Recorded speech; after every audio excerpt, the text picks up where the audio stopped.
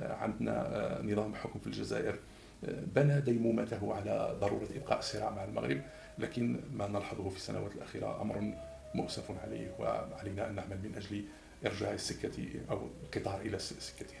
لما نرجع للفئة الموجودة في الجزائر، هذا لا يعني عندما قلت أنها يعني ما تعبرش على رأيها بكل حرية، هذا يعني أنها تتبنى فكر النظام. هناك نخب جزائرية وأنا على تواصل معها تقيم داخل يعني عايشة في الجزائر الداخل، مؤمنة بأن ما يقوم به النظام الحاكم في الجزائر هو خطأ جسيم في حق الجزائر، هو خطأ جسيم في حق شمال أفريقيا، لكن هناك ترهيب وهناك قمع، خصوصا في السنوات الأخيرة قمع لم نلحظه خلال عهد بوتفليقة، يعني اللي رانا نشوفوه اليوم خلال عهد عبد المجيد تبون وشنقريحة هو قمع غير مسبوق، بل ربط الحديث في أو خوض في ملف العلاقات الجزائرية المغربية بدرجة الوطنية والخيانة. يعني لما إذا ما كنتش متوافق مع السياسة نتاع النظام الحاكم فأنت خائن للوطن، وهذا أكيد خطأ كبير.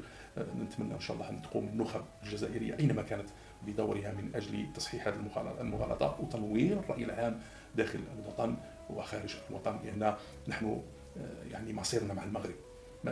المغرب لن يرحل من مكانه والجزائر لن ترحل من مكانه، لأن العلاقة قوية جدا بين الشعب الجزائري والشعب المغربي، والنسيج الاجتماعي والإنساني اللي موجود بين البلدين رغم محاولات النظام لعقود على قطعه لكنه فشل في مسعاه. وبالتالي الجزائري هنا في المغرب يحيى وكأنه عايش في بلاده في الجزائر، والمغرب بالنسبة إلينا بلدنا الثاني والحضن الدافئ الذي لقينا فيه ارواحنا احنا كجزائريين هنا في المغرب.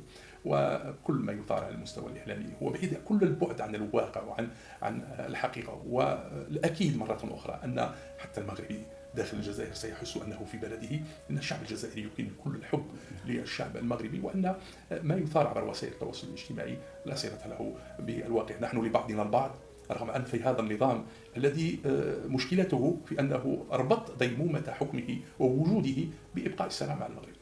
كإنسان وتسكن في وجدة وعلى خطوات من الأرض اللي نشأت فيها وتربأت فيها، كيف تشعر؟ ما هو شعورك وشعور أفراد أسرتك وعائلتك وأولادك عندما يحرمون من بلدهم على بعد خطوات في ظل هذه الحدود المغلقة وهذه الإجراءات المتخذة ضد في العلاقة ما بين بلدين شقيقين؟ والله بدون إضافات، نحن تحت طائلة ظلم كبير، نحن تحت طائلة عقاب جماعي نفسيا الإنسان.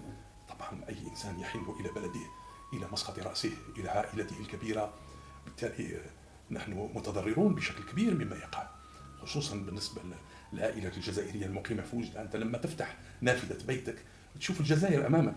أنا مثلا شخصيا في البيت نتاعي اطلوا على جبل راس عصفور اللي يطل على مدينه وجده، ونشوف بلادي ونشوف مراكز حرس الحدود على مرمى من عيني يوميا. يعني نشوف ولكن محروم من زياره بلادي، ومحروم حتى عائلتي حتى اولادي والزوجه يعني محرومون من زياره العائله، من زياره بلدهم. هذا ينطبق على جميع الجزائريين الموجودين في المغرب، خصوصا في المناطق الحدوديه، خصوصا في مدينه وجده، وينطبق على المغاربه الموجودين في الجزائر سواء في الغرب الجزائري او في اي مدينه من مدن الجزائر. الجزائريون في المغرب جراء هذه القرارات المشحفه في حقهم من طرف النظام هم غاضبون بالدرجه الاولى، غاضبون من سلطات بلادهم الذين يرون فيها انها عاقبتهم على ذنبهم انهم يقيمون في المغرب، ذنبهم انهم يعني تشبتوا او صنعوا مستقبلهم في المغرب.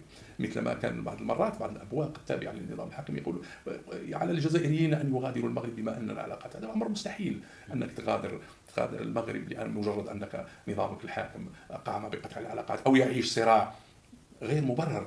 صراع نساء زوجات مغاربه والعكس ايضا. طبعا هناك مصاهره، هناك علاقات دم، هناك قبائل تحمل نفس الاسم، هناك عائلات تحمل نفس الاسم. اذا رجعنا تاريخيا الى معاهده لالا مغنيه التي تم توقيعها في 18 مارس 1845، يعني بعد معركة إيسلي في 14 أوت 1844.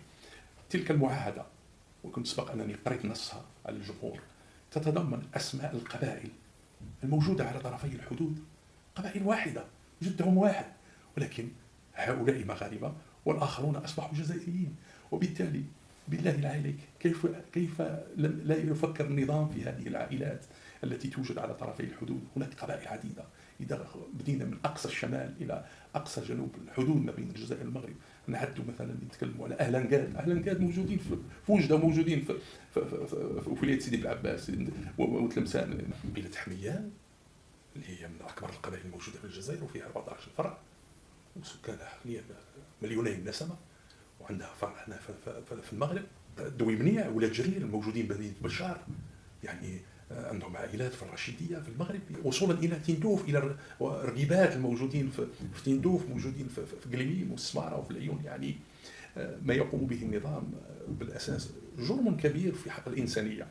نقطة بداية الصراع، وأنا مؤمن بهذه الأمر، بهذه المسألة، حل المشكلة على المستوى السياسي، يلزمنا كجزائريين ومغاربة الرجوع إلى نقطة بداية الصراع وإلى تسوية الخلافات من جذورها، وأن نصارح الشعب الجزائري، نحن كنخب جزائرية، بحقيقة الأمر، وبأن التاريخ كذا وكذا، وليس كما روج لنا النظام الحاكم في الجزائر. أشقائنا المغاربة قدموا لنا الكثير وساعدونا ووقفوا معنا، بل والأكثر من ذلك لم يضحي، يعني ما كانش بلد قد يعني ضحى وقدم العون للجزائر والثورة التحريرية قد المغرب، متمثلا في الملك الراحل محمد الخامس رحمه الله، والملك الحسن الثاني، والشعب المغربي الذي يعني إذا خضنا في التاريخ على هذا النظام يعني يخجل مما ارتكبه منذ 60 سنة.